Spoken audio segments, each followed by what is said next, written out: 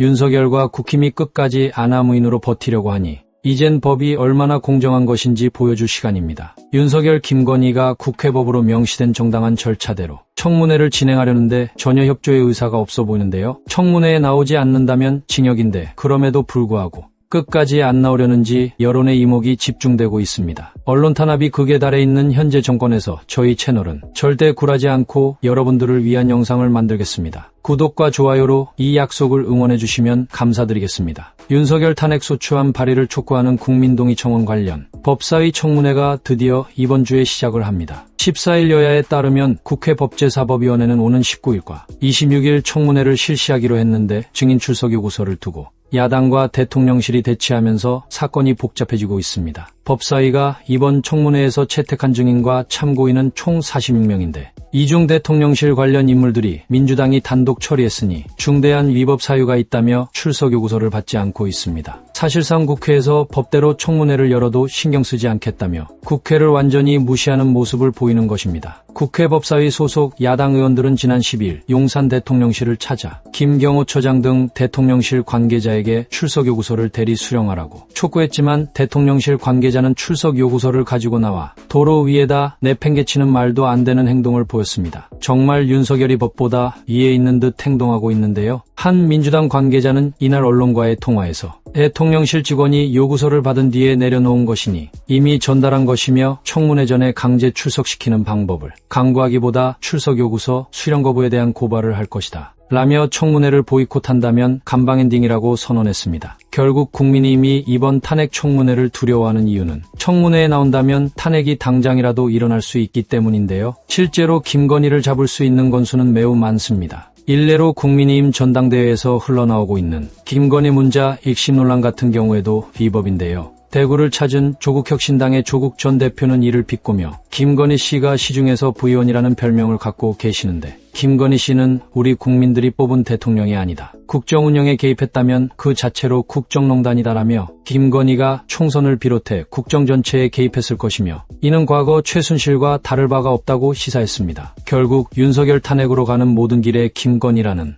이름은 이제 빠지지를 않기 시작했는데요. 이미 김건희 리스크는 모두가 아시다시피 이번 전당대회 한 번만의 문제가 아니었습니다. 윤석열이 후보 시절부터 지금까지 끌고 온 도이치모터스 주가 조작 사건은 윤의 장모 최 씨가 실제 감옥까지 들어갔다 오게 만든 심각한 사건이었고 논문 표절과 허위 경력 기재도 빠질 수 없는데요. 벌써 후보 시절부터 싹수가 놀았던 윤석열, 김건희는 이후 줄리 논란도 겪으며 국격을 훼손시켰으며 22년 명품백을 받아 뒤로 챙긴 다음에 대통령실에서 어디에 보관하고 있는지도 모른다는 핑계를 대고 있습니다. 결국 이렇게 청문회도 참석하지 않겠다고 땡깡을 부리는데 너무나도 많은 리스크를 가지고 있는 영부인 때문에 보수 언론들도 화가 단단히 난 상황입니다. 조선일보는 정부와 여당이 전부 김건희 여사의 리스크로 발목이 묶여 다른 일에 집중할 수가 없는 상황이다. 총선 이후 가뜩이나 침체되어 있는 국민의힘에게 김건희 여사는 너무나도 무거운 짐이 되고 있다. 김건희 여사의 문제는 모든 것을 빨아들이는 블랙홀이라며 김건희가 국힘의 짐덩어리라고 깎아내렸습니다. 이제 청문회에 나오지 않는다면 고소 고발을 통해 대통령실에 대한 직접 타격이 가능해졌는데요. 여러분은 김건희가 제발로 청문회에 나오는 것과 고소를 당해 법정에 끌려 나오는 것 둘 중에 어느 쪽이 더 가능성이 높다고 생각하시나요? 여러분의 의견을 댓글로 남겨주세요. 시청해 주셔서 감사합니다. 구독과 좋아요는 사랑입니다.